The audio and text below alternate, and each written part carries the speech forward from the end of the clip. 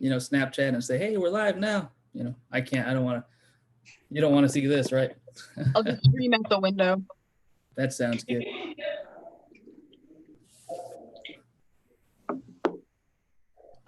Okay, here we go. We got that delay and everybody can hear us. They can hear that too.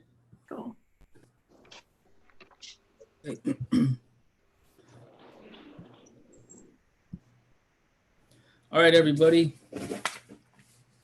Welcome to our first reading for Nervous Ghost Press, the release of our first title, Writing for Life.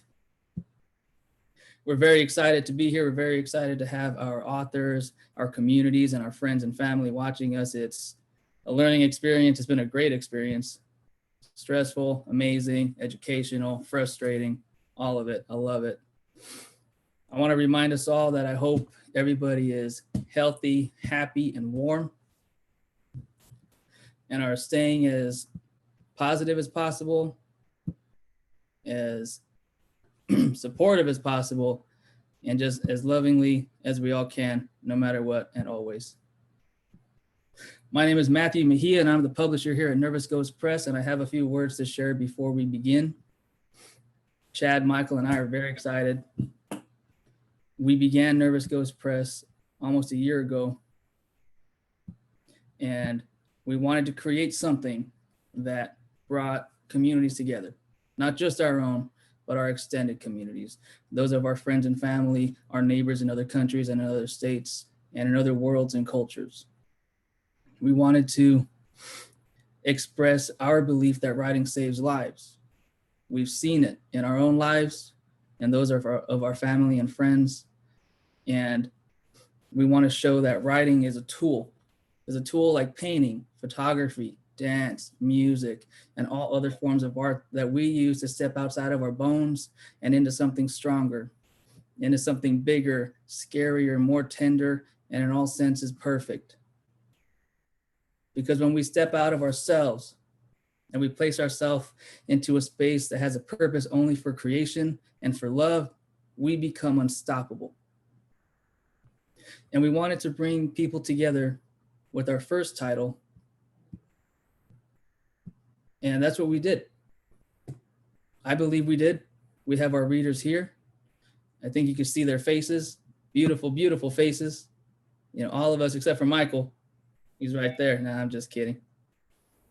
And we did that. We were able to bring people together who shared that trauma, who shared the excitement, who shared the compassion and everything else that we have for life, the good parts and the bad parts. And in these 148 pages right here, that's what you'll see. You'll be embraced by every single writer, every single artist, every single poet, every storyteller. We are sewn together, we are repelled, we are embraced, and we are all apart forever and for eternity. Our virtual tour this summer has multiple purposes. Number one is to bring our communities together, of course. We're unable to, because of the way the world is going now, to have everybody in a confined space. We don't have to. Our first event is in Monrovia, California, and we are all in Monrovia, California right now. No matter where you are, we're in Monrovia. I wanted to, and Michael and Chad, we wanted to be able to still support our local communities, our bars, our bookstores, our shops, our businesses, and our neighbors, even though we're far away. And so Nervous Ghost Press, we will be accepting donations on behalf of all the venues, and we'll transfer the funds to them later on. You'll find on our website, nervousghostpress.com, links to GoFundMes, Venmos, Zells, and all other ways to show our support and show that we truly are together. Later on this evening, if it allows, if we have YouTube comments or Twitter, if you follow us at Nervous Ghosts, you can hashtag, and the hashtag where it is Nervous Ghost July 7. Ask us questions, ask questions of the authors, of the readers, of the performers.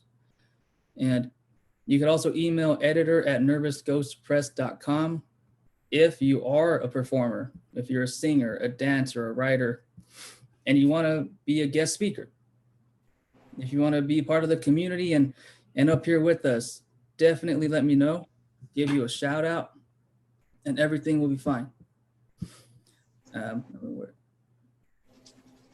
I'm going to stop talking and let Michael take over. Michael is our managing editor. He'll be the MC today. I'll be in the background making sure everything is going smoothly, or as smooth as it can. And so, Michael, go ahead and unmute yourself here and take it away. How's everybody doing tonight? Can you hear me? Yes. All right. Well, welcome. It's nice to see all your faces. Matt is the driving force behind this entire thing, but we really couldn't do it without everybody who contributed, everybody who submitted, everybody who offered their space, and all of our followers on the various social media pages that we have. So I thank all of you. We want to make sure that this is a very safe and comfortable event for you to share your work and to share your lives. This is writing for life. This is what we do. This is what writers do. Those of us who don't have any aspirations to write the best novel of all time, to be famous and to be wealthy based off of their writing. We are writing because this is what we need to do. This is our survival. If we didn't have this, who knows where we'd be. This is our art and this is our community, and I thank everybody for being here. And a little bit about myself. I am the managing editor. My name is Michael Nicholson. I apologize because I have been traveling. I'm actually in New Mexico right now from Oregon, so I look like I'm a little sleepy, a little disheveled, but that kind of comes with the traveling right there. And I've enjoyed every moment that I've been helping Matt with this. This has been a great opportunity, and this product is awesome. Honestly, the book is awesome.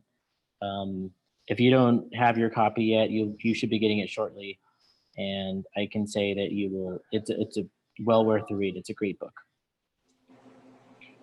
So before we begin with things, I want to actually introduce Josefina. She is the owner of Espresso Mi Cultura, which is in Monrovia, California. That's where we're having our event tonight. That's our virtual event. She's phenomenal from what I've read about her. She has a space, a coffee shop that is books, coffee, and art, and it's dedicated towards the Latino and Latinx community for them to share their voices and to empower themselves in a way that they never could before. So before anything else, I wanna give her some time to speak. Thank you. Hello, everyone. I'm so happy that you are all joining us. I've been looking forward to this for a while now. Unfortunately, we couldn't have it in the space as we originally planned, but this is our new normal. So welcome to our new normal. So I just wanted to add a little bit more about what Espresso Mi Cultura space really is about and why I started it. I actually had Espresso Mi Cultura in 1998 to 2003 in Hollywood. And it became a Zagat rated, which is what I guess today would be 5-star Yelp equivalent. It was Zagat rated for having culture and music and spoken word. And it really took off to become something bigger than I ever really anticipated. So, but as time went on, I was unable to keep it open. So in 2003, I shut it down. And I tried to reopen several times after that, but it just never happened. So I went back to my urban planning career until I retired in 2017. And then I just started looking for a spot to open up. So I opened up in last year, actually, almost exactly, it'll be exactly a year in September. But I had already signed a lease by this date a year ago in Old Town Monrovia. So unfortunately, we closed for the COVID-19 quarantine. I was able to reopen for almost a month during June, but then during this last quarantine order, I shut down again. So that's why we had to move this all digitally. But like I said, I think we can still do it. I mean, this is going to be the new way we're going to do a lot of things. And so I'm really old school. I mean, I'm old, so I didn't grow up with all the, technology. So this is kind of exciting for me to learn how to do all this. But I do hope that slowly, as we get past the most dangerous phase of COVID-19, that we can reopen our space again. And I really find that to be important for a lot of reasons, especially in this time in our political situation that we find ourselves. We really are suffering from a dearth of spaces where community can get together and actually have face-to-face conversations and uh, attend readings and signings and look at some art on the walls. I really feel that people still are hungry for those kinds of experiences. So I'm hoping that as we come back to a more normal existence, we'll be able to relaunch that and invite all of you personally, whoever can make it and who's in the area, to stop by and check us out. I also, I do actually have 5-star ratings on Yelp for my unique drinks. I have a Mexican chocolate latte, a chocolate. I have a horchata latte and a Mexican spice latte, which tastes a lot like café de olla. So those are my top 3 drinks in Monrovia. So hopefully you'll be able to come out one day and check them out and enjoy the space.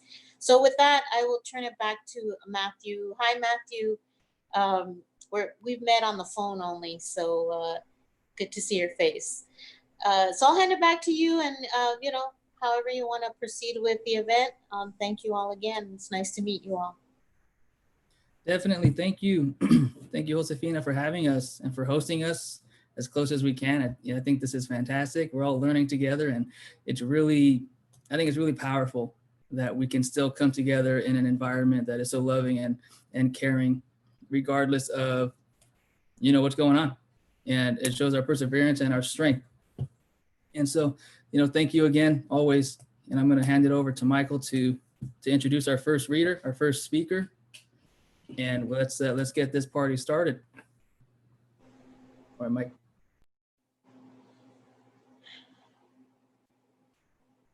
Hey, Mike Songson, how are you? I can barely see it. There you go. I was just able to see the top of your hat. Doing great. It's nice to see you. You too. We still got to do these events. It's so nice to see you. I love espresso. Thank you. So I have my first speaker as Daniel Lambert. Is he here?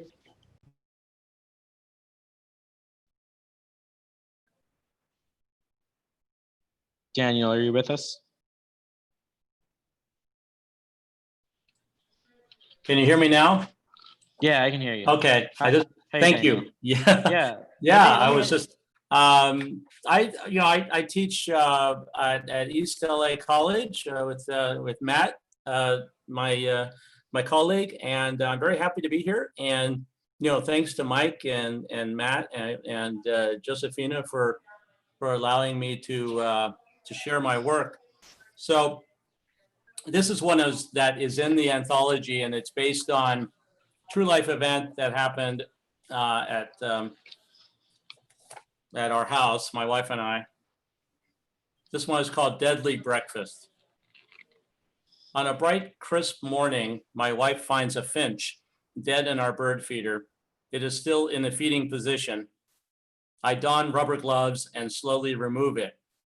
The head was jammed in the feeding hole, a yolk of plastic. It must have broken its neck. Straining for an elusive sunflower seed. I extricate its hard, feathery body. The ants had already begun to defile its sacred flesh. I dig a small grave, deep, deep in the yard. Place a stone marker, miniature Stonehenge. He died doing what he loves, they say. This bird died at breakfast trying to retrieve a final tasty morsel. Why must the simple pleasure of eating bring such pain, I ask. The bird answers me from its quiet grave. Please enjoy your life while you still can. Thank you. I have one more, which is not in the anthology. This sums up my initial reaction to the quarantine, where I really just felt surreal, and it's called Quarantine Dreams. I dream in quarantine, visions of pandemic swirling in my head. We are made in the image of the Zoom god. Screens bursting forth from our necks, rectangular heads too wide to fit through doors. Stay home, shelter in place. Look at my screen, you won't see my face. I breathe pixels, data flows through my veins. If only I could keep from going insane. My boss threatens to give me the sack. I say, that's fine, I'm not coming back. But I do plan to hang out a while this afternoon. I like playing with my colleagues and making funny faces on Zoom. He glares at me as anger reddens his face, shaking his head as I spin in place, singing, simply the best, better than all the rest, better than anyone. But he doesn't understand. He's the best boss in the land. I wake up amazed, thinking it was real, just another coronavirus dream, sights and sounds I could feel. But that was then, and this is now. We'll weather the storm and make it somehow. At least that's what I'm told. And I can only hope we can find a better treatment than hot water and soap. Thank you. Thank you, Daniel. That was terrific. I didn't give you the proper introduction that I wanted, so I feel a little bad. I do have, okay. No, it's okay. I have listed that you live in Inglewood. So Yeah. I have a question for you. Sure. How do you find Inglewood as an inspirational space? When you're writing, do you feel like you pull anything out of your environment into your writing? Oh, yeah, it's a great question. I've lived here for most of my life, and I have roots here because my father attended, Inglewood High School, and my grandmother, God rest her soul, lived here. And I think of it, just the multicultural aspect of Inglewood inspires me. And there, just sad and interesting things that happen. Like there was a stray cat living under our house for a few days, and we're we're still looking for his owner, but we've kind of adopted him. And just with things that happen every day, I'm inspired. Perfect. Thank you. You're welcome. All right. Up next, we have Tyler Dunning. And I know Tyler is with us. Tyler grew up in southwestern Montana. So it's a place that at least I'm not familiar with. He's developed a feral curiosity and reflective personality at a young age.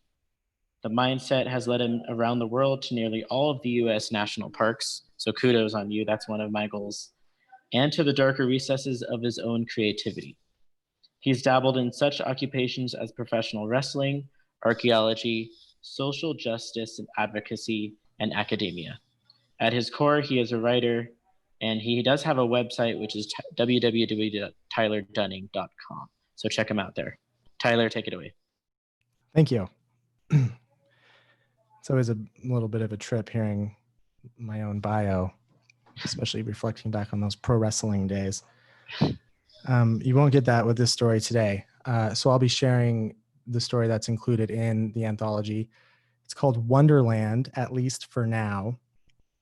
The story derives from a writing project that a friend and I created a few years ago, where we were choosing herbaceous plants as prompts and using those plants then to inspire the writing. So this story came from the plant Datura.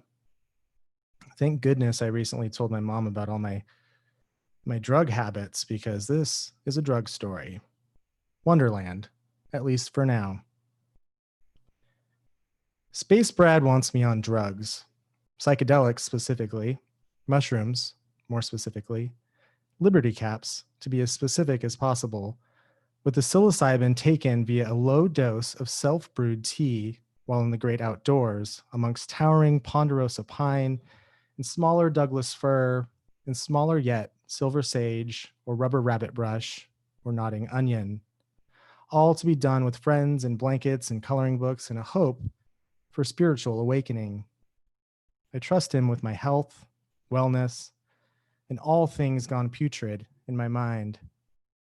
Space Brad doesn't say it, but he thinks he can save me from myself. I think he can save me too, yet for reasons darker than my ongoing depression. I keep postponing the tea party. I'm bad at these things, you see. But getting better, having de-virginized my nose with Coke just this past July, following that white rabbit down its dangerous hole and realizing the second that that crystalline talc powdered its way through my sinuses, lungs, and into my bloodstream, I was free, having come home for the first time since depression set up shop like a Detroit squatter in the vacant synapses of my broken brain. Coke cleaned house, and after 18 years of that growing and numbing dirty indifference, I felt okay. I felt content in others' company, conversing, smiling, dancing, and dreaming and thinking about sex, taking counsel with the Mad Hatter and his cohort till 5 a.m. Vegas offered me a Mojave high desert sunrise like no other awakening heretofore. I'm an upper guy. What can I say? And for the sake of loving it too much, I should never do that drug again. Instead, I sit at my favorite Bozeman, Montana bar, the Copper, with Space Brad, and have another sriracha margarita, letting the tequila get us agave high, a real brain treat as the spice curcumin boosts feel-good hormones like serotonin and hopefully counteracts the nerve-suppressing ethanol of the booze. I got to be careful with this stuff, alcohol, because unlike anything else, it ushers me right back to that underlying desire to die, right back to the arms of that devil I've been resisting since human touch lost its restorative properties. Depressants are not my great redeemer. My history with the beast is contrasting to most. I didn't start drinking till the overripe age of a near 24. Wasn't raised to avoid the practice or condemn it. Maybe the opposite with how relatives fed their addiction at gatherings and holidays, mostly alcohol. There was meth too in private, and that ever-present chewing tobacco for the longest time under my father's and uncle's lower lips. But with the booze, I was made to feel less a man by the rural culture around me for not partaking. The story isn't unique, a family tree of entropy, a community of hard-nosed men, but I feared addiction, had nightmares about craving cigarettes long before I'd ever tried one. And at age 14, took the apprehension a step further, renouncing caffeine, medication, alcohol, and drugs. I would have claimed straight edge at the time had I known that lifestyle existed. High school and college recollections therefore hold no memories of partying, hooking up, driving drunk, blacking out, or avoiding cops. I put my own obsessive behaviors into other outlets, professional wrestling, video games, studying, and then, for an odd stint of time, gambling. In hindsight, I have regrets. There's a certain level of adolescent charm missing from that era of my life. When I did take up drinking, with the vehemence that only the death of a long-term relationship can induce, Space Brad told me something. We need vices, Tyler. How else do we keep God's attention? Look at Job. Perfection isn't the goal here. I smoked pot for the first time that summer in Amsterdam, took ecstasy at Burning Man years later. Now just booze, sans the occasional bump. I've learned to keep God's attention, 8 years gone since abandoning attempted perfection, and order another margarita. This has become my limited wonderland, at least for now. Still on the psychedelic plant kick though, SB brings up another object of his current research, Datura, mentioning some guy who made a mind-altering soap out of the flower, using it with each hand wash to disassociate his body. The poison, when used correctly, gets you high. Otherwise, it kills. He pulls out his phone and makes a quick Google. The image is striking. A trumpet-like white flower rising skyward from deep green toothed leaves. Experts classify 9 species, some only blooming at night, called so elegantly a name, moonflower, and some with a slight spiral to them, hypnotizing like a snake before striking. Some animals though, have formed a symbiosis to the poisonous alkaloids, like the sphinx moth, which takes refuge in the plant, pollinating while eating. The poisons accumulate without killing the moth, then making it less savory to predators, a psychedelic defense. Brad mentions the tea party again, how we need to set a hard date to go further down the rabbit hole. That's right when Sadie walks in, freshly engaged and eager to inform us on the happenings the way Isaac proposed. I listen, though absent, and she can read the indifference in my eyes. My friends are growing up without me, and she's hurt, rightfully so. But I can't feign looking to the heart of her happiness and reciprocate that Cheshire ruby red grin. I can, however, if depression has taught me anything, slowly disappear like that cat, always leaving a scene when my overactive ruminative mind gets unbearable. But now, with all socially awkward moments since that first journey with the white rabbit, thoughts drift back to cocaine, how it would fix everything, make me genuinely excited for her, eager to ask questions and show love, my brain fully active. And I wish that this was a coke town instead of pot and meth and mouth tobacco.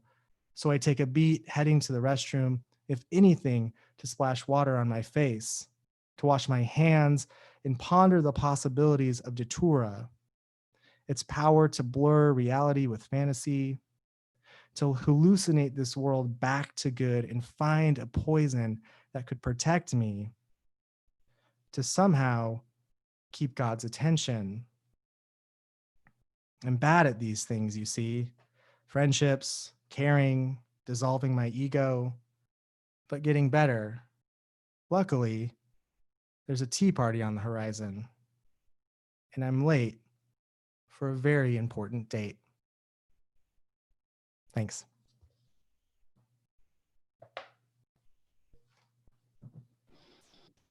Thank you, Tyler. I'm going to hand it over to Matt real quick. He has some words he wants to say. Thank you, Tyler. Fantastic. That was absolutely great. I love it more coming out of your face than when I read it in my head. Same goes for Daniel. You know, there's something about hearing the words out of the author's mouth and seeing their expressions in their eyeballs and their nose and their forehead and your chin and wherever else that is unprecedented. You can't get it anywhere else. And I wanted to share a little bit and remind those who are watching that you can donate to the venues, and there you can email me for the information. You can check on nervousghostpress.com for where you can do that also. And I wanted to remind us all that our communities are where we are always. And you can see it here. None of us, we've never met before. We may have never met if something like this didn't exist. And even though this is only 6 by 9 and 0.37 inches wide or thick, it's huge. And it's heavy because we make it heavy, because we feel it and we love it and we own it and we know it. And for every other performer that will present today, it's just as real, it's just as big, it's just as heavy and important, because that's what it is. That's what writing is about. That's what life is about. And I wanted to share a little bit about why we titled it Writing for Life, what our expectations were, what our hopes were, and what ultimately happened. Obviously, it's real. I made the deadline, July 7th. I figured 7/7 was a fantastic day to choose. I don't know why, it just has a really cool ring to it. And writing for Chad and Michael and myself, it gave us a way to escape where we couldn't escape. And that's our brains and our hearts and our minds and our emotions. And just as Tyler was into wrestling, the only thing I wrestle is this, and I lose all the time, just like I'm sure we all do. But the days that we win, when we have someone who's in our corner, who's stopping us from throwing in the towel, who's stopping us from doing anything destructive or painful, that's why we write. And if we don't have a person in our lives, if we don't have a community that is here with us in person, we have our pens. We have our pens and our paper. And you can get a notebook, selfless, shameless promotion here. We get a notebook and it's blank pages. You can write in all your ideas and your emotions and your notes and things that keep you up until 3 o'clock in the morning. You have to get it out of your brain. You got to put it on a canvas. You need to put it on strings or in choreography or in words.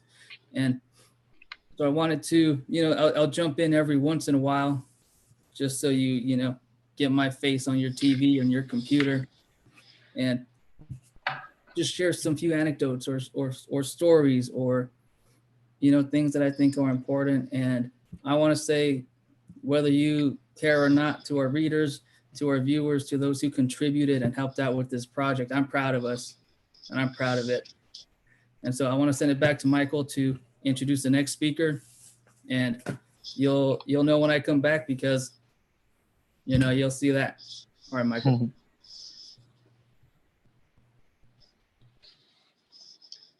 All right, our next speaker.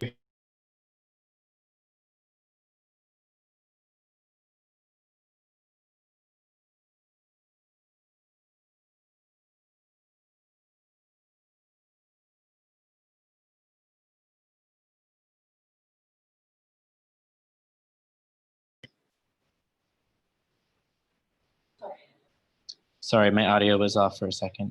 So our next speaker is Amanda Corse, who is a senior at Mills College in Oakland, California.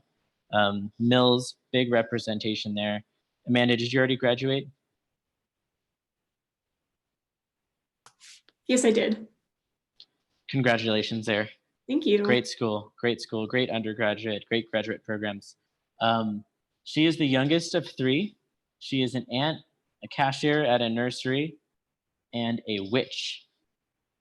Her work witnesses previous versions of herself that are silenced by others, covering topics such as mental illness, disability, and queerness with raw intimacy. Her poems have appeared in Night Music Journal and De Anza College's Red Wheelbarrow. And you can follow her at @cores05. Amanda, take it away.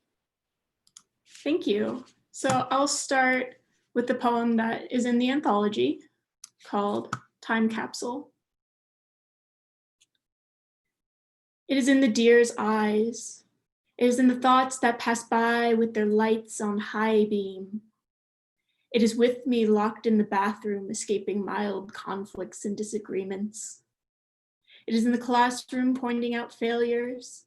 It is in the bedroom picking inadequacies and putting them to trial without a lawyer. It is in the kitchen trying to decide if it should eat, and if it does, what, and if it does, will it keep it down, and if it does, will it feel regret, and if it does, then what? It is in the tub, scrubbing, pink, trying to get clean at last. It is not in the past. It is the reason I fear my womb. It is the reason I pick my zits so deep I have a dent in my nose. It is in the backyard getting drunk or high. It doesn't care or matter because the end result is always the same. It is in the one too many trazodone pills I took last night that gave me knocked out nightmare future seeings I couldn't stop. It is in the dehydrated, unbrushed coffee breath. It is in the half-chewed essays I submit. It is in hypomanic fits, masturbating through 6 orgasms, crying out for imaginary lovers, swiftly followed by the crushing remembrance of my 23-year-old virginity. It is dryly wondering how many recycled pill bottles I've contributed in the past 5 years of this.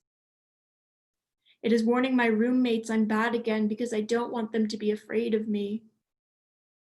It is not having a plan for after graduation because I didn't think I'd make it this far. It's a miracle people tell me I'm high functioning. And then I have 2 other poems I'd like to share from another project I'm working on. Thank you. This one's called Lucid Nightmare. Wait, sink, tight, help, floor. A coworker calls for you. Slow, slush, help, eyes. If you're scared for me, it's submerged. Morse code squeezes of your hand. Please don't let them have me. Frozen, blurry, tears. Fuck. My vision is ghosting me. body depossessed. They come, sound lost, help, shaking. I can't get up. Hospital, bad. I chant the only spell I can access. Don't lock up the witch. Disease at the wheel, drugged out hostage. I'm conscious. Stop sticking me with needles. I'm only slightly bad. This will pass. Don't take me there. I'll never come back. Stop. Help. No, don't leave. Keep holding my hand. Hospital, bad. And because I do want to end on a positive note, love bite. I checked every morning, watching it fade, the sun burning through morning fog. Your mark is gone now. Unlike vampire bites, it didn't scar. I still have a picture of it on my phone, saved to iCloud, periodically examined, pinching stupid rose gold grins from me. Now I have proof that for a moment I was a pretty pink slick luxury you desired to run your tongue along, around, inside. I was no longer too mad to be touched. I was no longer too mad to touch. My hands were clunky with your tits. One inverted nipple trembling under my trembling thumb. The delightful, actual, real-life reality of my hair being pulled, nails dragged along my skin, the view of your head between my thighs. My small whisper for you not to feel bad if I didn't come, a side effect of SSRIs. You ate me out anyway. I didn't get there, but that wasn't the point. I was enjoyed. I drunkenly barreled through my inner closet, a small eureka exclamation that you made me a lesbian. All you saw was enthusiasm, not a virgin past her expiration date. My giggle, you took my virginity, made me gay and are leaving. What a maneuver. Booted out of bed, your early day tomorrow, but bundled me in an extra sweater and jacket. I've never been so warm in December. Now, 1 week later, I'm chanting your name into my pillow. My fingers reach inadequately for where your fingers stroke tender fire, a cookie jar too high on the shelf. Are strands of my hair still in your bed? Will there be at least one you take on your plane ride home back to Massachusetts? Will that make you smile, remembering the pitter-patter of my lips against your skin, whispering an unanswered spell, don't leave? Now there is a country in unreplied text messages between us, a memory of you sighing you'd date me if you weren't leaving, my whisper, kiss me anyway. The night a ghost reattached to her body. That's what I've got. Thank you so much for that, Amanda. I think your pieces, as well as the presenters who came before you, really show the vulnerability of a writer. And I think that's the power, is that we know we make ourselves vulnerable. And it's the one medium, in my opinion, that is explicitly expressive. And no matter where we are in life, we need to get those thoughts and those ideas down. And even if we don't share them with our family members in real life, there's something about reading it and performing it that is empowering. And so I thank you for giving that out there. Up next, we have Mia McNeil. Mia has written for the New York Times Magazine and San Francisco Chronicle, and is the author of The Magic Story Singer, a tale from the Finnish epic Kalevala, I hope I pronounced that right, which won the Aesop accolade from the American Folklore Society, and she lives in San Anselmo, California. Mia?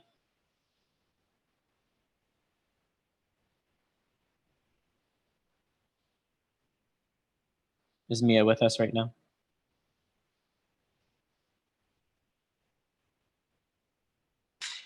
How's that? Am I here? We can hear you, yeah. Okay, good. All right. I did say thank you. And thank you also to Matthew and for the effort that you put in. I was really looking forward to reading in a coffee house in Monrovia because I grew up in Monrovia. And I went to school there. I went to high school when it was called Monrovia Duarte High School. and I still have close family there. And, or here, I guess I should say, since we're gathering in another reality. I'm a narrative nonfiction writer mostly, and this is my piece from the anthology.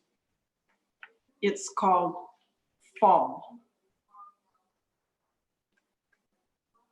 My friend is dying. I'm thinking about him while I feed the chickens, whey from his wife's French cheese-making business. It's October, and it feels like death is closing the frontiers all around me. A bobcat killed another young chicken yesterday, more than half the flock now. I can see death better at the farm. He's so porous. If anything can be known about him, he likes cold and dark. I can feel him moving in as I walk the rows picking vegetables for dinner. He creeps into the plants and into the beehives, then pretends he was just kidding when the sun comes out. The first to bow down to him are the sunflower heads, their weighty seeds pulling them over like supplicants. If death takes that as homage, he is fooled. The sunflowers are looking to gravity to pull their seeds down for a new generation to sprout back in spring in a phalanx of happy spaces, a goofy neener to the dark Lord. For better or worse, everyone else here, that is the plants where I am a lone observer, every one of them has a strategy to game death. For some, it's party on until the first hard frost, and then it's what?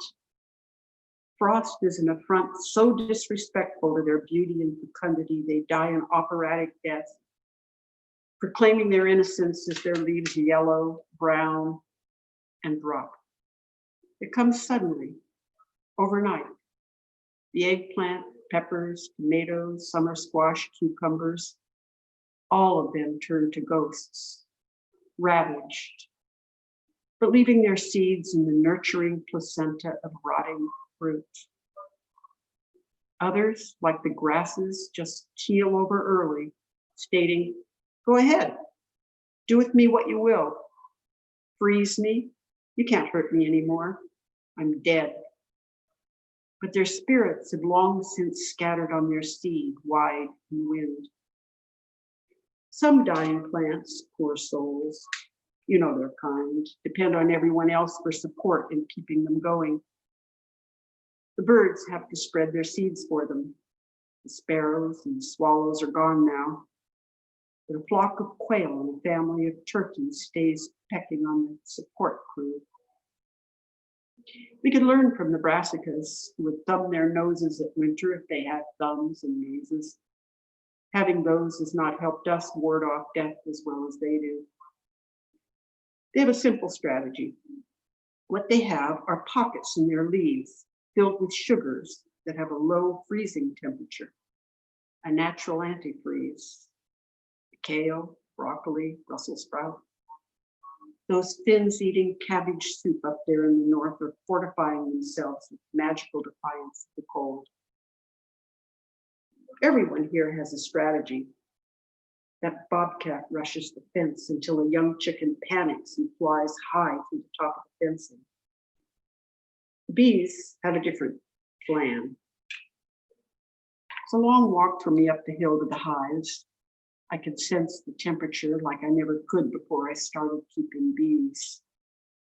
The difference that makes it warm enough for them to fly.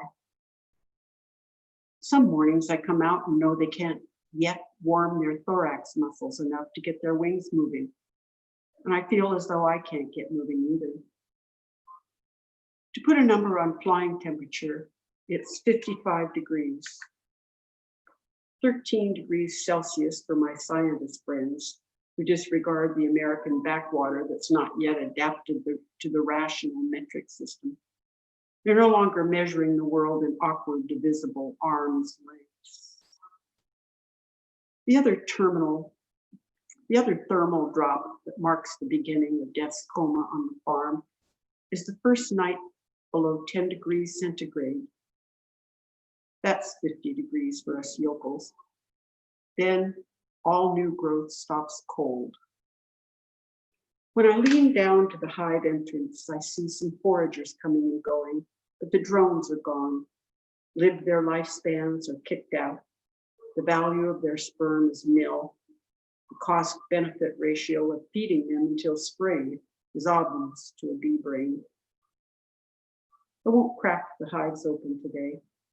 They will have sealed up the lids with propolis, an antimicrobial resin against the chill. And they have enough honey for winter. The queen will have slowed laying eggs, quitting altogether by the solstice, and the developing brood are special.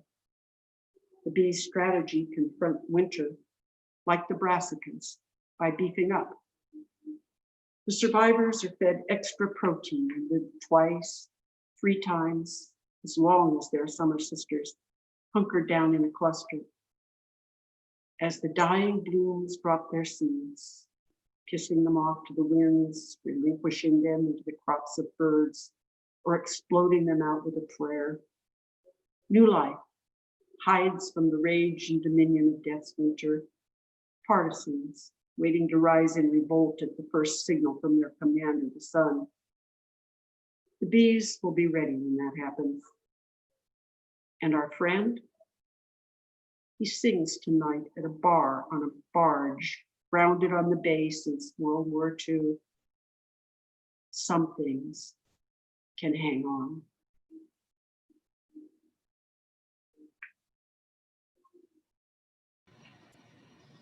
Thank you so much, Mia, for sharing that. There's something about your delivery and the way that you use words that it just flows naturally, and I love hearing every word of it. I am going to turn it over to Matt for another bit. He has something he wants to talk about. Thank you, Michael, and thank you, Mia. Seeing everybody share their work, it's really cool for me because I can see your faces now. Where before I just, I see words on a page, your name, what I think it sounds like.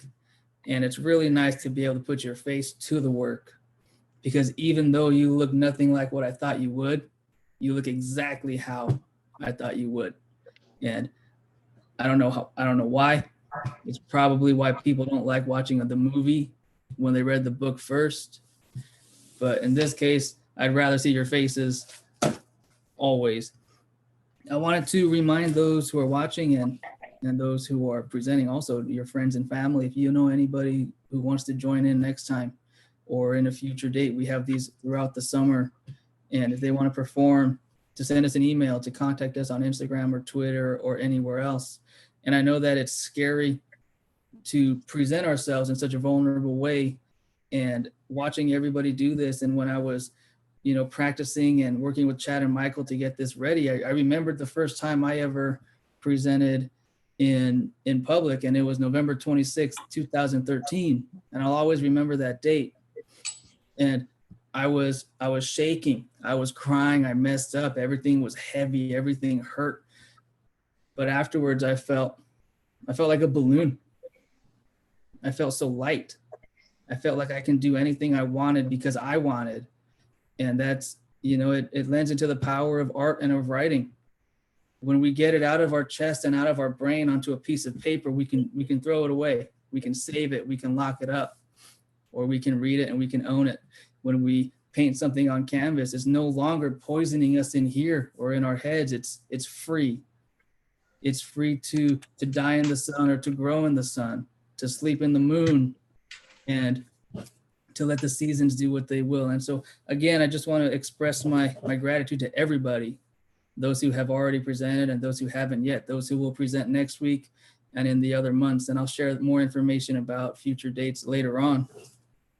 But, I listen to your words and thoughts, things are in my brain and I want to share them all, but I can't, because this is public.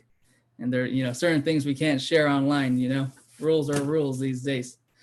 But those who are watching on YouTube or listening on your phones or however it is, you know, if you have questions for the readers or for myself or for Michael, post them up. Let us know, ask any questions you like, and we'll do our best to answer them as best we can. And with that, Michael, take it away.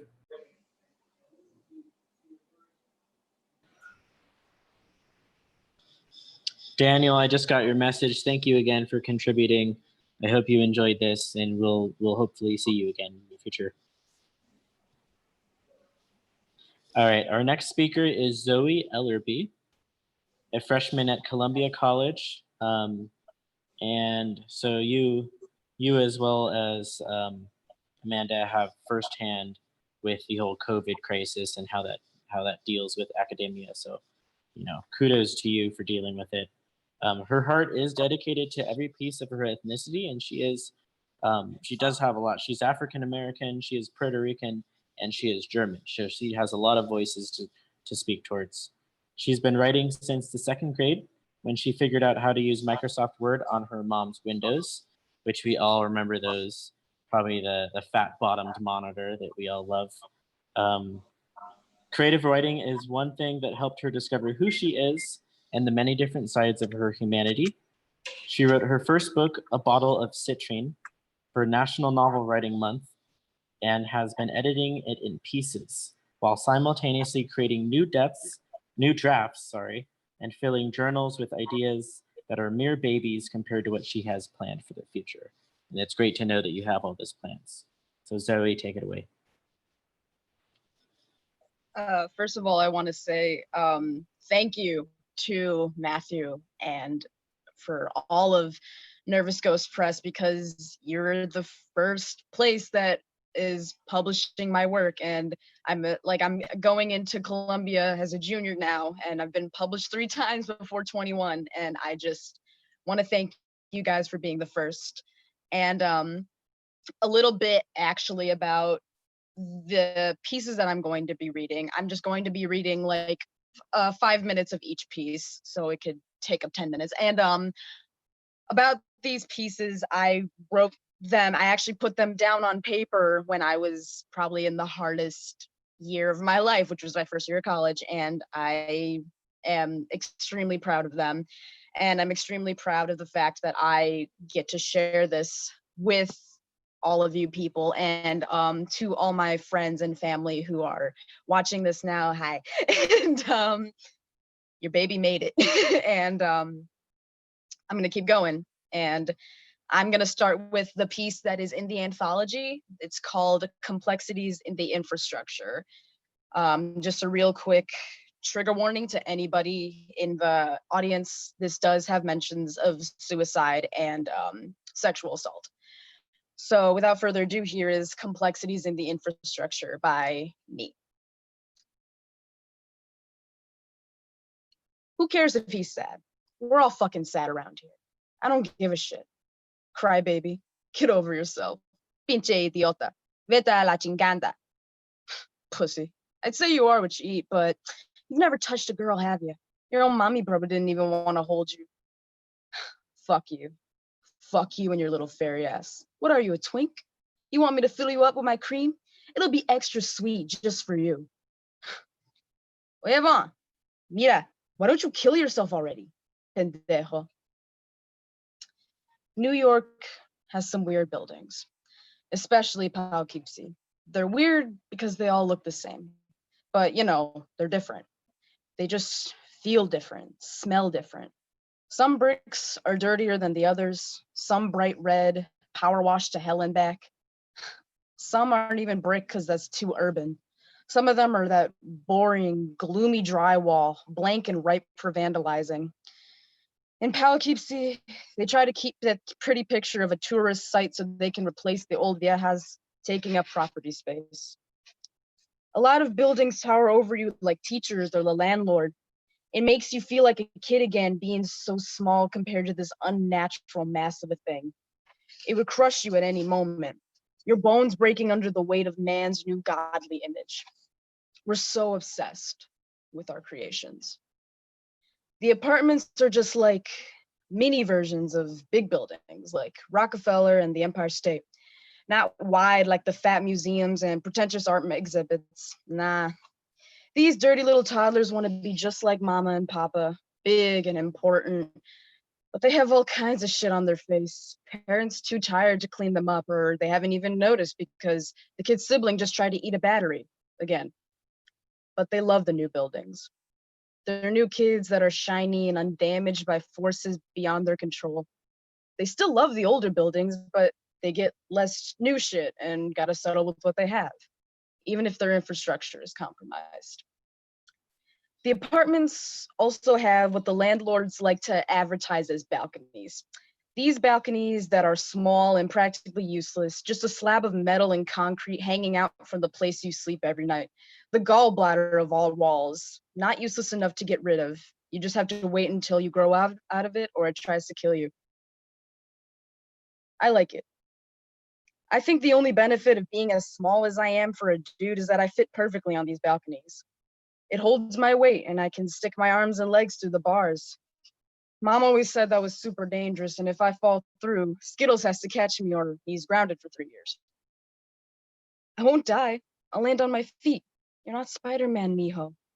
I could be. You told me you never know until you try something. She'd laugh. I say that when you leave the meat on your plate. You know, I got bit by a spider last night. I rose my hand to show her the little red bump on my skin. She rolled her eyes, directing a sneer towards Dad, hands on her hips in that disapproving mom way. I was a little busy keeping our pride and joy from smoking cigarettes again. My dad yanked my brother down by the hair. Cabron. Mira, I wasn't even gonna do it. Carmen said I didn't have to. Why was it in your mouth then, pendejo? Xavier was about to open his mouth to say something, but I felt Mama's eyes dig into him like that little spider's teeth. She had a way of making him shut up, especially when it came to Carmen. Mama was a cop, and she knew the Rodriguez family wasn't the right box of toys for her first baby boy. She had busted Carmen's brother 6 times for selling booze to minors. Those minors included her son. Dad was on the same side. Carmen was muy naco because she wore shirts that didn't cover her midriff, and he swore he could see her panties in those low-rise jeans. X said she just wanted to show off her belly button piercing, but Mama knew she wanted to show off her nalgas to horny teenage boys like X. That piercing was just to get attention. Dad and X yelled at each other a lot, but he never yelled at me. I was his little star. Why did you name me Orion? I was 6, I think. He never gave me the answer I wanted. He always said I was good, shining, brilliant, all that dad bullshit. I don't know if he meant it. Whenever I asked that question, he stared at me for a while, like you do when you see a baby taking their first steps with their first stupid little baby feet. I wonder if he thought about my stupid little baby feet whenever he looked at me. He'd run his hands through the top of my mop hair and kiss me on the forehead. Because we knew you were going to be something special, mijo. I wonder if he'd say that now. I know he wouldn't be proud. I know he'd try to find someone else to blame. Probably X, or he'd reprimand Skittles for not taking a closer eye out. He loved me more, gave me more attention when he could. But it's not like it was easy with the twin pistols in the house. The pinche rateros, and problem child number 1 ruining everything for us. Me being problem child number 3 wasn't a major issue to anyone. We all had our roles. We all had our jobs. X was supposed to be in charge. Skittles was helping, and I was supposed to be a good role model for the twins and spend time with them like a good big brother. It doesn't sound like much, but it was a bitch. But on the bright side, we all had Mama and Dad's support. They worked their asses for us, and we couldn't do much but return the favor. I miss the stories Dad told us about work, the fake mission names he'd make up because he worked at the CIA. I miss Mom's lectures to X that became full-on presentations for the whole family to hear.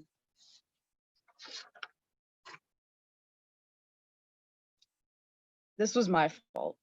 I should have told them what I saw. Mama told me to write down my dreams when they're too scary or too real. I couldn't pick up my notebook during this one. It was like I was sitting in the car with her, watching the semi pass and flip right over our silver minivan. Mama had Dad's best suit pressed in the back, ready to show it to the mortician when the explosion blasted our car forward. Her black clothes were instantly stained red with her own blood. She was melting like the candles I saw in church. I cried when I woke up that morning. I cried and didn't stop until I actually saw it for myself. I pressed my hands onto the rusty rail and lifted myself off of the balcony, feet floating a few centimeters off the ground. The rail creaked and threatened me, but I just stared down at it like the dirty concrete below. It was gonna hurt, that's for damn sure. Hopefully, it was just a second of hurt. And that's the excerpt, or that's the excerpt of my first piece, and that is going into a larger piece. And you can find out all of this if you follow me on Twitter at scriptureperfect99. That's also my handle for AO3 and also Wattpad. And this second piece, I'm gonna do the 5-minute thing again, although I went a little bit over because I needed a place to stop. I'm sorry, I keep talking. But I am going to read that now. And it's gonna be good. It's with Orion's brother. It's called Your Hero is a Mythomaniac. June 6, 2012. You get a slip from your teacher telling you to bring your stuff to the office. Your Uncle Ricky is picking you up. You haven't seen Uncle Ricky in a while, not since Dad's funeral. They were in training together, but Dad joined the CIA and Ricky joined the military. They were best friends, you think.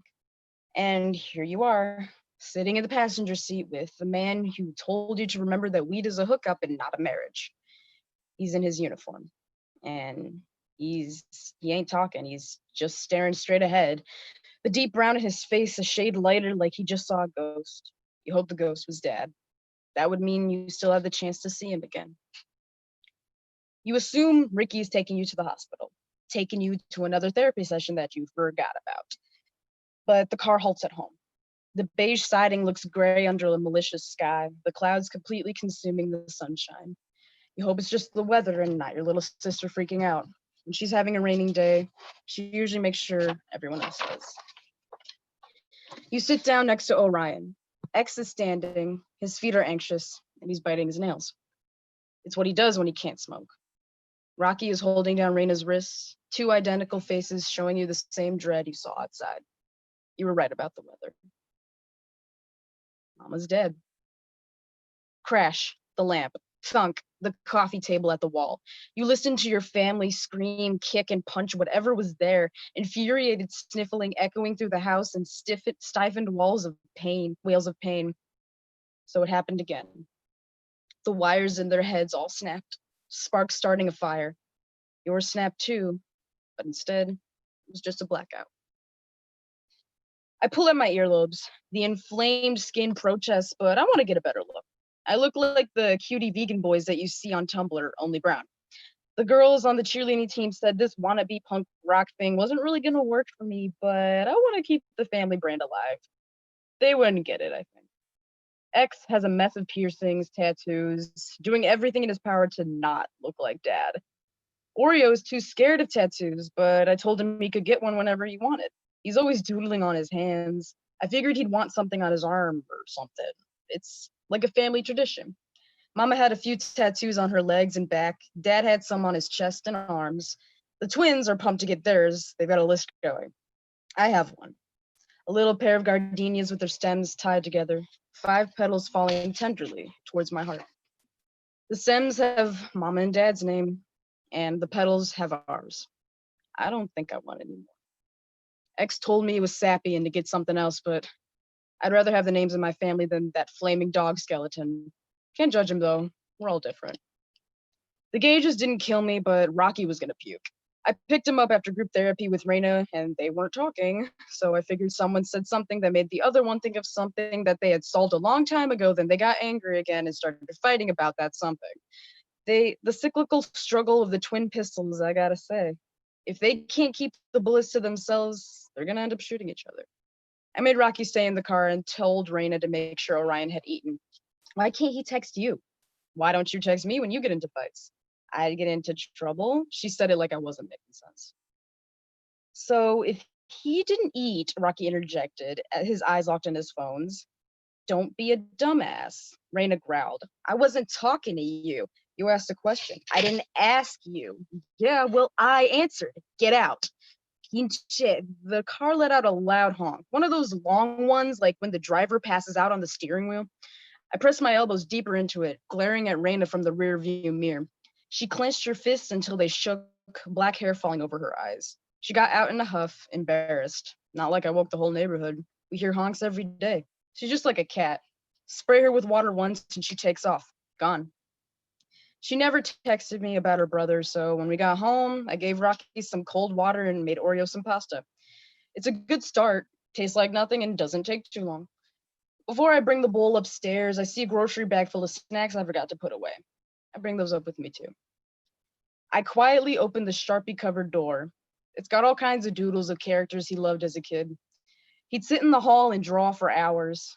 I smile to myself when I see the little cat bug I drew on there, next to the skull that X carved into the wood. Hey, Oreo, get out. He was trying to sleep again. No, I chuckled, putting the bag down and putting the food on the table. You gotta eat, man. He still didn't face me, but I saw him shift like he wanted to.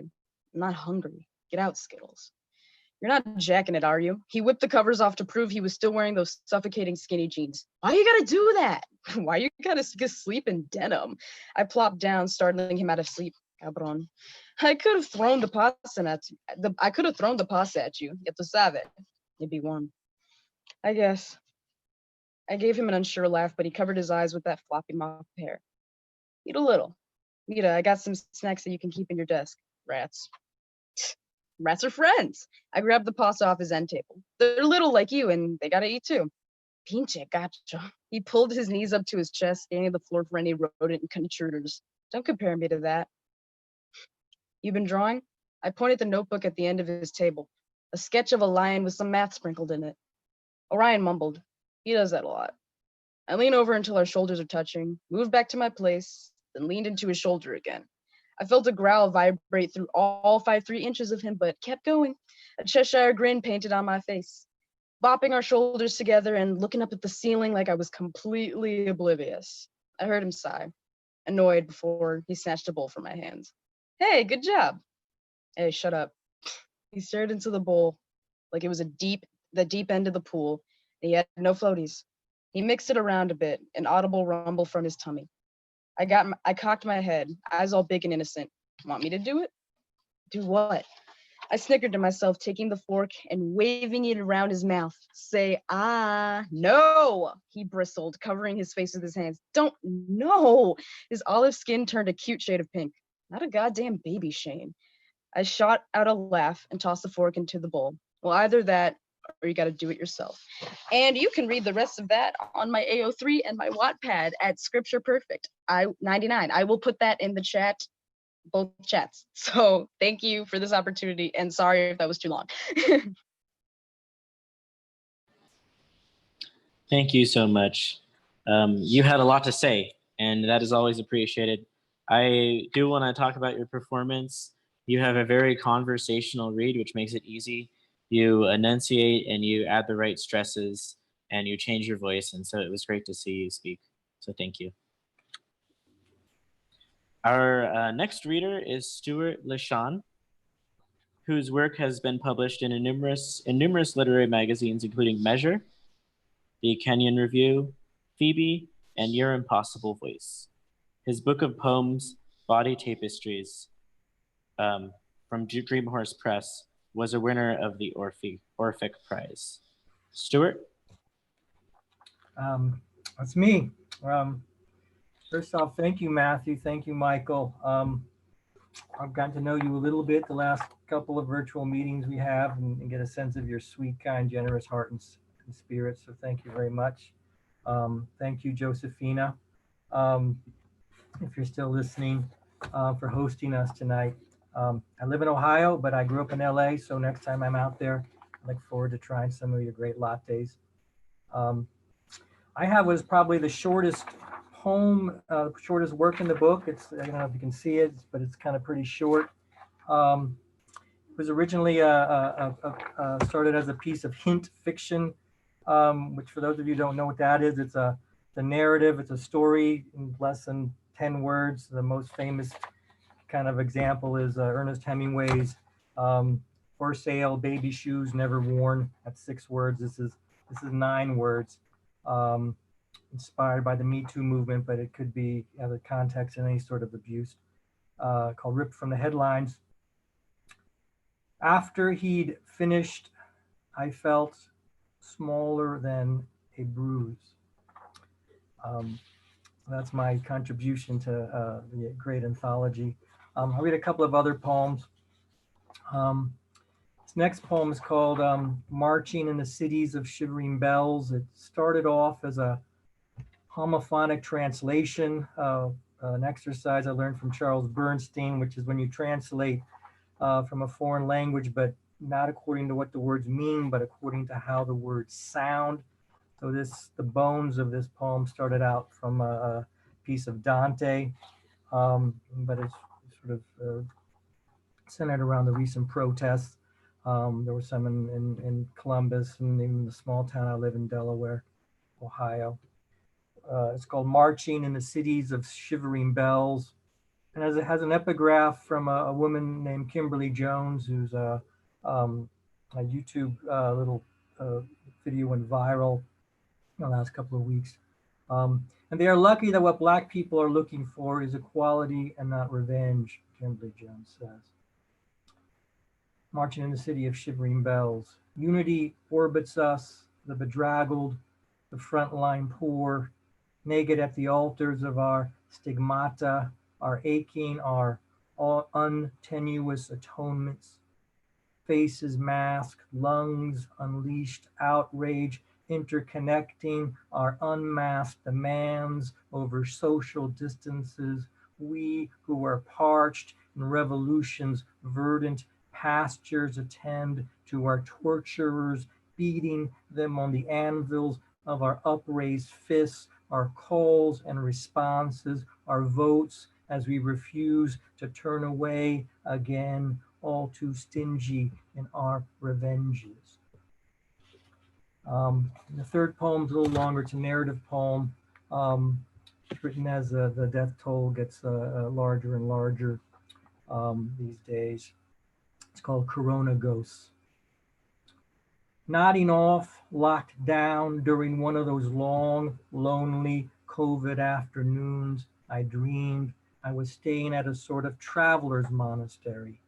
I had stayed an extra day on my journey home to help dig out a trail on the mountain that a storm had covered deep with snow. But I was late now, and I was running to meet the others. In my dream, the snowdrifts didn't stop me from running. And at an intersection where the main trail met a smaller one, I saw a girl, a young teenager, setting down a ghost.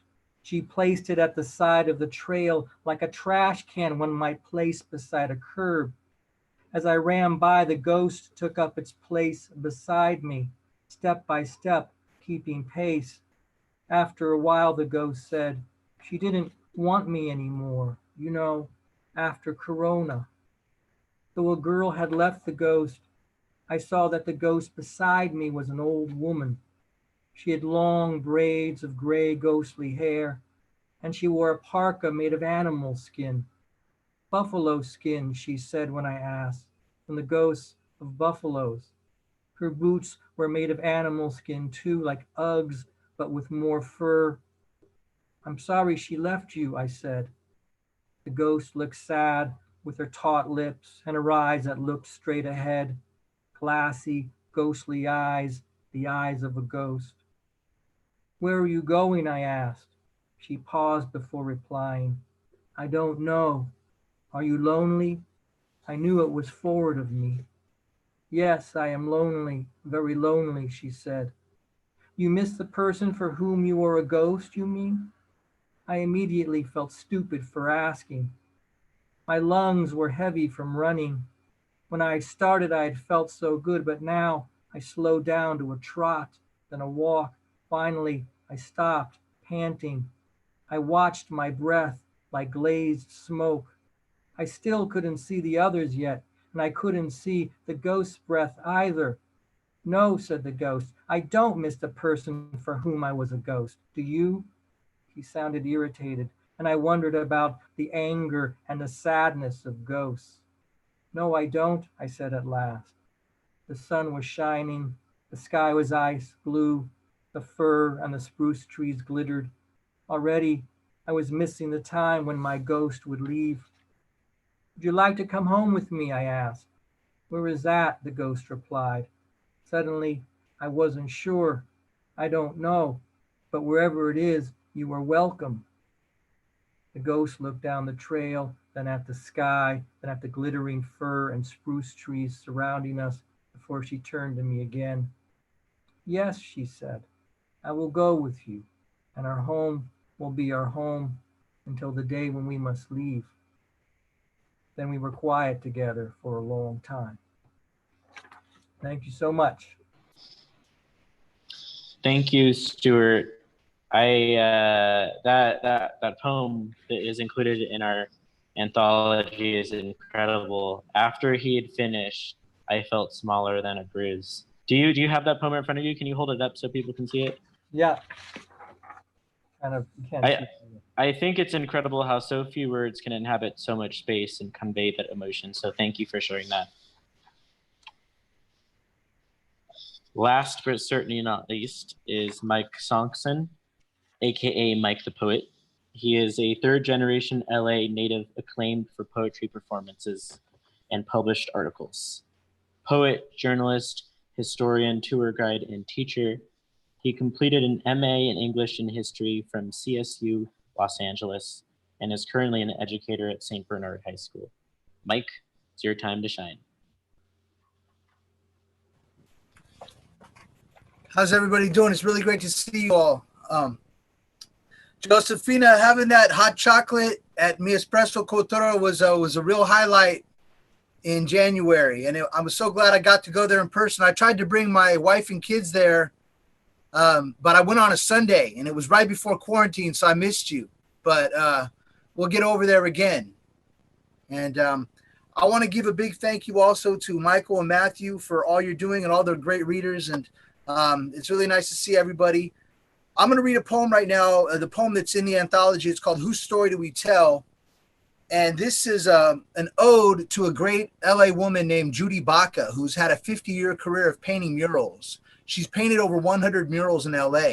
And she has a mural that is 2,800 feet long that until recently was the longest mural in the world. It's called the Great Wall of Los Angeles. So this is my poem about the Great Wall of Los Angeles. Judy Baca paints to interrogate. Whose monument where? Whose story do we tell? Baca paints public history, inventory in the inner city. The Chumash animal spirits escaped the La Brea tar pits, canoeing to the Channel Islands with a school of blue dolphins. California was Turtle Island before Gente de Razon colonized. Long before Cabrillo and Portola, grizzlies roamed the flora of marshlands and willow thickets, the legend of Khalifa. Junipero Serra envisioned 21 Spanish missions, 44 pobladores built the pueblo. The Great Wall of Los Angeles travels chronologically, recording social memory, the technicolor trajectory of the city beneath, Spanish land grants in Pio Pico, California ranchos, the Treaty of Guadalupe Hidalgo, the California Gold Rush, Sutter's Mill to San Francisco, Joaquin Murrieta, the original Zorro. Chinese built the railroad only to be massacred in 1871, the largest mass lynching in American history. The rise of California's citrus. See the selective traditions, collisions at the crossroads, unsigned Indian treaties, the boom of the 1880s, LA mountains to the shore, women in the war riding the red car. The California aqueduct, draining the Owens Valley, children working in factories, striking workers, the market crash, prohibition, you better speak easier, the cops will come. People's history profiles women and people of color, celebrating civic identity, honoring ancestors. David Alfaro Siqueiros, Olvera Street in America Tropical. Facadism and a whitewashed adobe. City fathers whitewashed your mural, but they can't whitewash history. Polyangular perspective, a hazardous metropolis, environmental justice, Boyle Heights to Manzanar, the 442nd Battalion, the Go for Broke unit. Brooklyn Avenue was Jewish.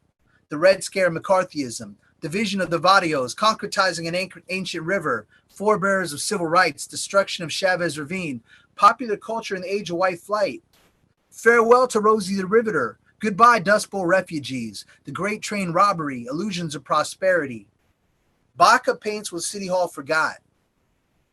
Luisa Moreno in the Braceto program, Dr. Charles Drew's influence, David Gonzalez in Pacoima, the federal highway system, the birth of rock and roll stole soul from Big Mama Thornton.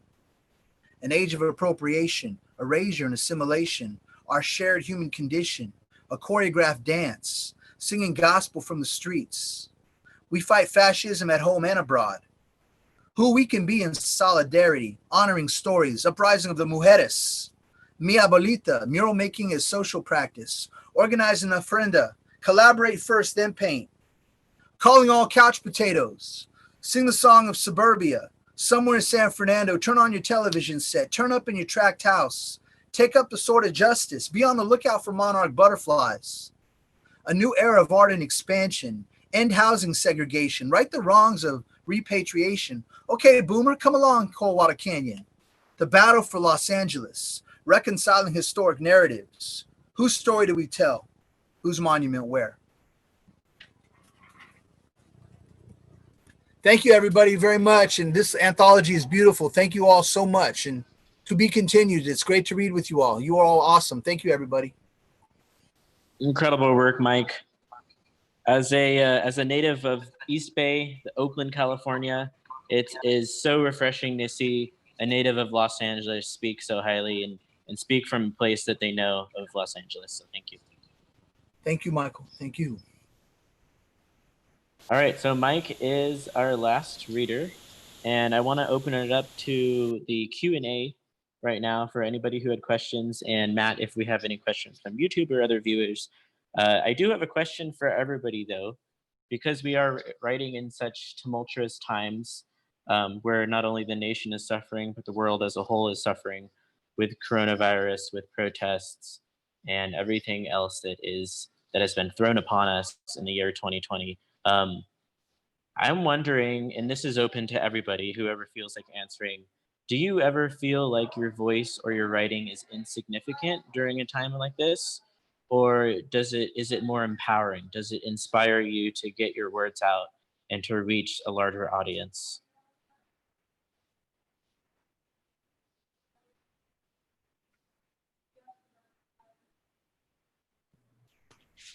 I'll say it can feel like personally that my work can feel very small because I think the scope of my writing topic wise is very small. It's, a lot of it's autobiographical. So in that sense, it can feel like, who cares? Who wants to read this? Who wants to listen? But I think, at the same time, I also think it is important to still write that stuff because it is so personal. It can relate to so many people. It's kind of like the personal is political as well. So that's why I still write, is even though it can seem like the small stuff and it's like there's so much, the bigger picture is so frightening. It's also like there's also these tiny things that are going on as well, and to shed light on that too is also important. I agree with that. Yeah. Definitely. Also, I put all of our faces up here now for the end so everybody can see everybody as opposed to just the speaker. I do want to share before I have a question, or that somebody had the question, but I'm not going to say who, that Michael and I were on a podcast the other day, and it'll be available on Apple Podcasts. The channel is Chills at Will Podcast, CHILLS at WILL.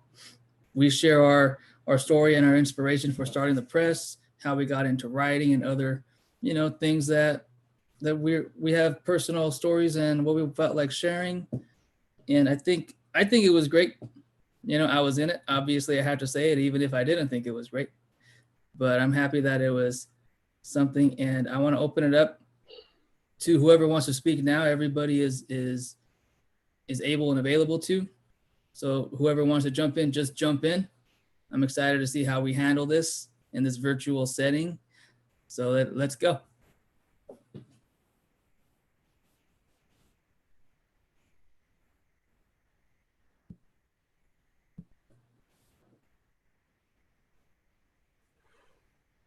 Good conversation.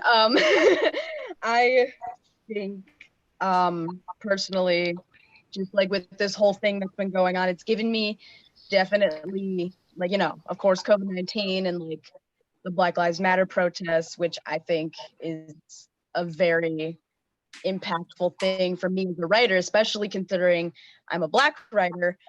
I just think that all of it is like, regardless of like how you live or like who you are and what your career is, you have a story to tell. And like, even if, I just read a question on the chat. Chills at Will podcast asking me, why and when did you decide to transgender as lesbian? I decided to do that when I wanted to give more depth to my characters, because like me personally, I'm part Puerto Rican and like I don't know Spanish, but my mom knows Spanish and I'm around Spanish speaking people, and I just feel like I should represent a part of me that I don't know that well, because in a sense it will help me get to know it very well. And I really enjoy like just writing in other languages, because I feel like that sparks something in someone who's like reading it. Like if they're of Latino descent, they're like, oh wow, like it's a Spanish. Like, wow, that's awesome.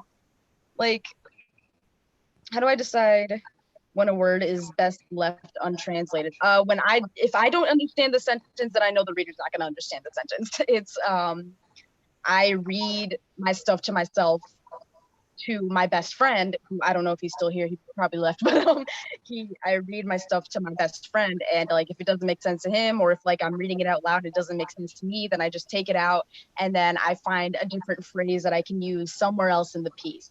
I try to put as much as I can to like make it seem like, yeah, like you know they're speaking Spanish and you can get a sense of like, oh, like what are they talking about, and like through context clues in English. So that's how a lot of Latino writers wrote like some of my favorite novels, and it helped me understand them better. And I just think it's fun. I enjoy it. I enjoy writing in different language. Cool. So I have a question here from YouTube from Carlos for anybody, and I hope maybe everybody can respond. I think it's something that we all deal with when we begin the writing process and we approach a page and we have this idea, but we're not quite sure how to get it from our brain to our neck to our shoulder to our elbow and to our hands, and then ultimately the paper. And he asked the question to all of us: when we stare at a blank page, what do we do? What's our suggestion? Do you have a suggestion for writers out there when you have a blank page and there's nothing on it, but you have these ideas, you have these emotions they're going crazy, they're firing up in our brains? What's step one? There's a lot of good answers to this one. I mean, there's many, but one answer that I really like, one of my writing mentors once told me, was to try to feel more and think less, and just go ahead and let it go. That sort of Peter Elbow, Julia Cameron, Natalie Goldberg, just write and don't think about it too much, and save the editing and the thinking for later. But first things first, just let it go. I agree with that 100%. Just go. Like, how you get started. You just start. Like, you can literally write the and stare at it for like 10 minutes and then be like, okay, I'm just gonna go. For me, what I like to do, if I'm just staring at a blank piece of paper and I'm like, oh, I want to write today, I have the time to write, why can't I write something? Is I go to a word generator. There's like a bunch of different websites where they'll just generate a word.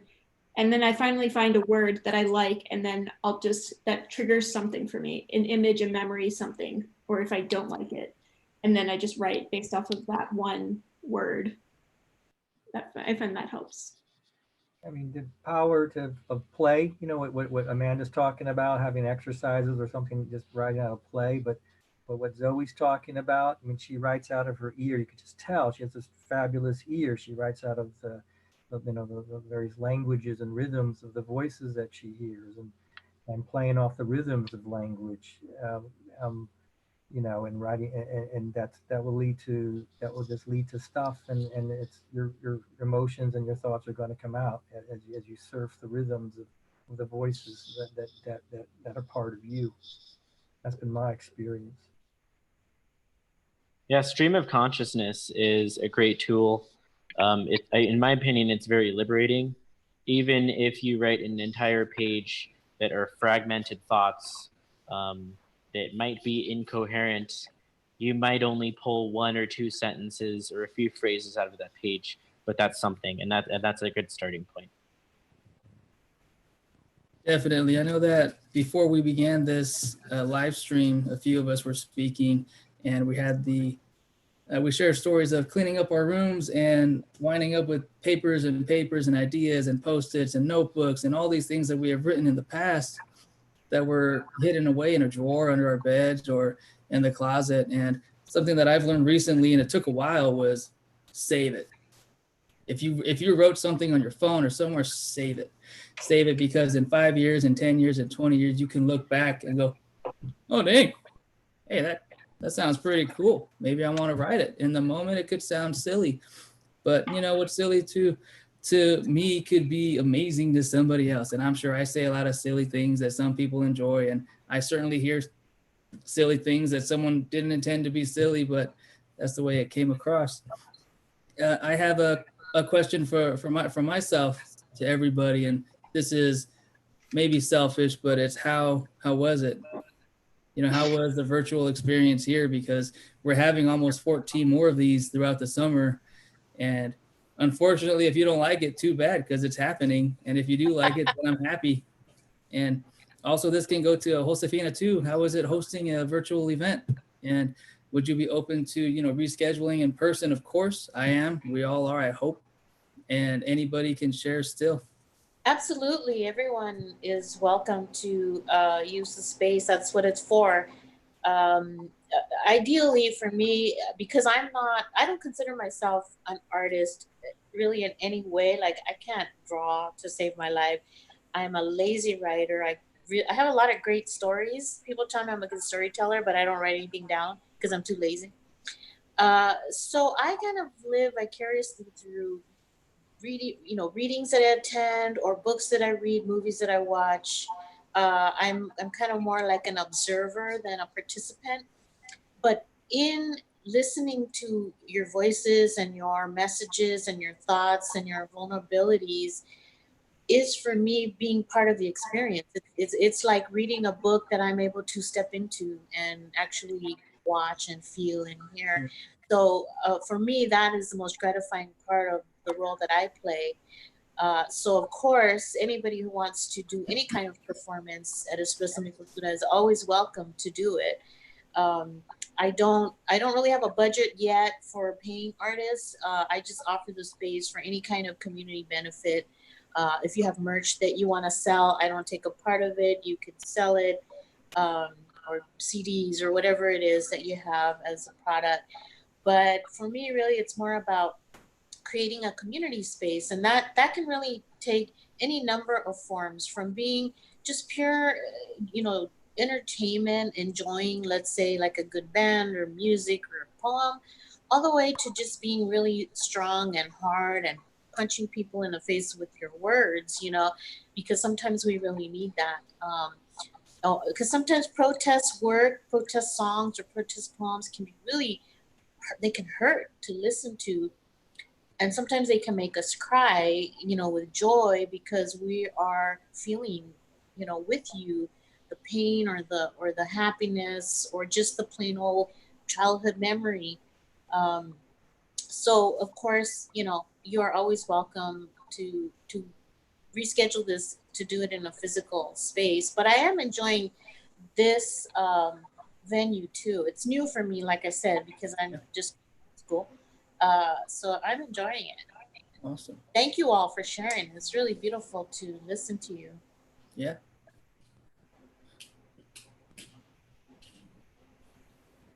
Carlos is asking a question.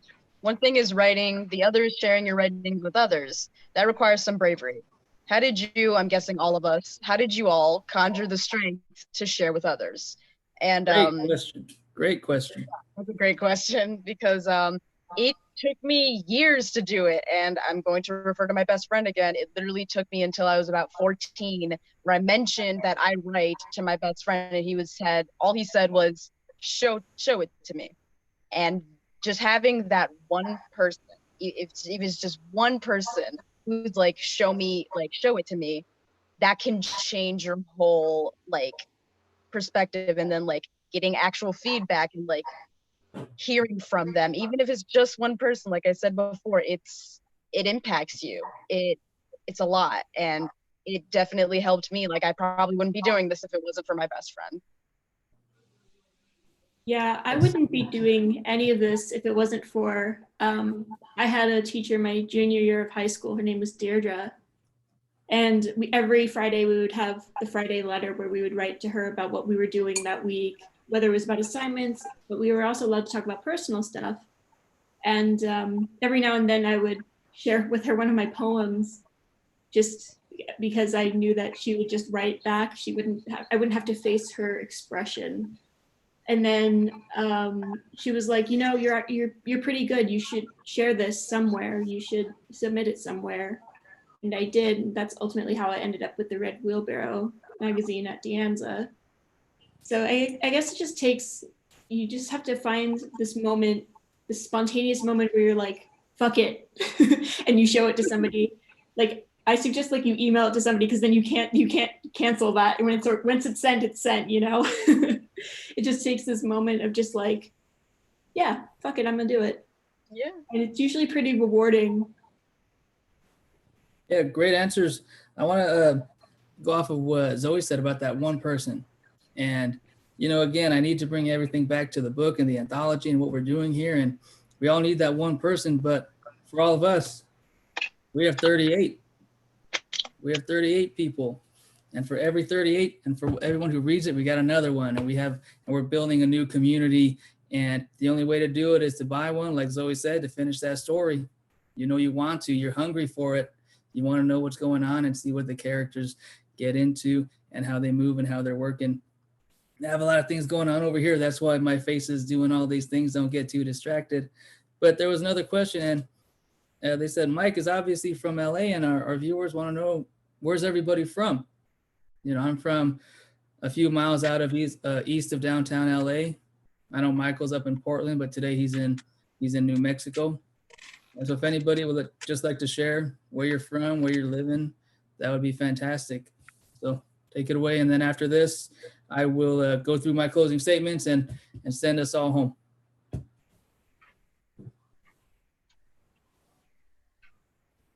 I'm from Schaumburg, Illinois. I'm in a suburb in Illinois. I'm about half an hour to half an hour from the city. I go to school. I go to Columbia College, Chicago. I'm a creative writing major with a fiction focus, and that's actually where I wrote these pieces. They were for assignments, and I grew up here in the suburbs. I'm currently in my childhood bedroom. It's just there's more anime on the walls, so and the walls aren't purple anymore; they're gray. So yeah, I grew up in Schaumburg, and I can't wait to get back to the city. Columbia College is a great creative writing faculty, as you know, Zoe. It's a great place. I grew up. I know. I was born outside of Chicago, but I grew up in LA and went to college in Portland. But now I live in New York. But now I live in Ohio, where I teach at the Ohio State University. I'm from the South Bay. I was born and raised in Cupertino, California.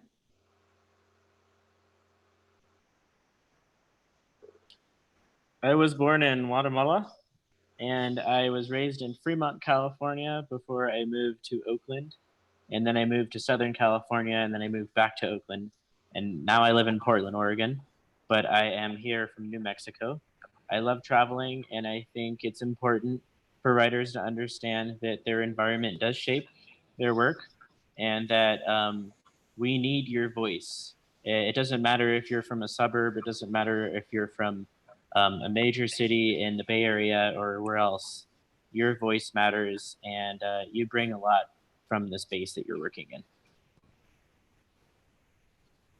Well, I'm from a little tiny small town in California called East LA. I don't know if you've heard of it. So I grew up in Northeast LA and currently living in Pasadena. My store is in Monrovia, in Old Town Monrovia. But I've always stayed in Southern California. My background is in urban planning, so I've built thousands of units of affordable housing for seniors and families and cooperative housing in Southern California. So this is where I live, where I love to be. I love to travel, but I always come back home.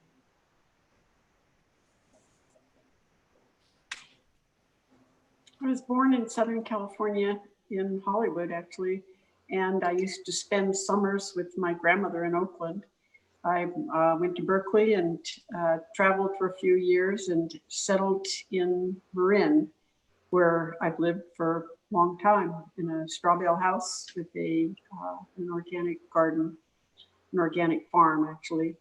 And I work as a journalist. I write narrative nonfiction, mostly about pollinators and agriculture and the pickle that we're in.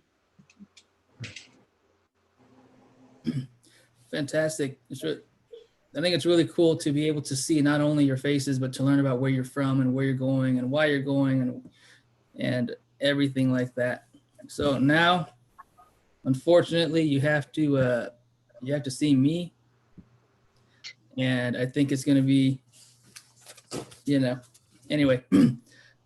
For everybody viewing, our next reading, our next event is Friday, July 10th, and that is at Half Off Books in Fullerton, California, at 6:00 p.m. Pacific. We'll have more poems, more stories, more readers. And again, if you are willing to perform from a community, from one of our neighbors and our friends, let us know. Email us. Let us know that you're open to it. Let us know that you want to share and be part of, a different kind of movement, a literary movement that we all need. We all need the arts. And stay up to date with events and other news at nervousghostpress.com, our Instagram at Nervous Ghost Press, and our Twitter, Nervous Ghosts, and of course, Facebook. I want to thank again all the readers, all of those who performed, all our viewers. Josefina, if you'd like to say some closing remarks also about your shop and everything. Thank you, viewers, who I've seen some messages come in that people have made some donations via Venmo or PayPal. So appreciate that very much. Great, thank you for that. That is fantastic. That's the whole purpose of this. With the exception of hearing all the voices and sharing the stories, there may be, they're pretty close to the top there. I need a book. I need a book, Matthew. Oh, definitely. Ship me one. Oh, definitely. I'll send you one as soon as we close. As soon as we finish this. All right, and to everybody, thank you again. I'm gonna end our stream here. Thank you. Thank you, everyone. Adios. Thank you.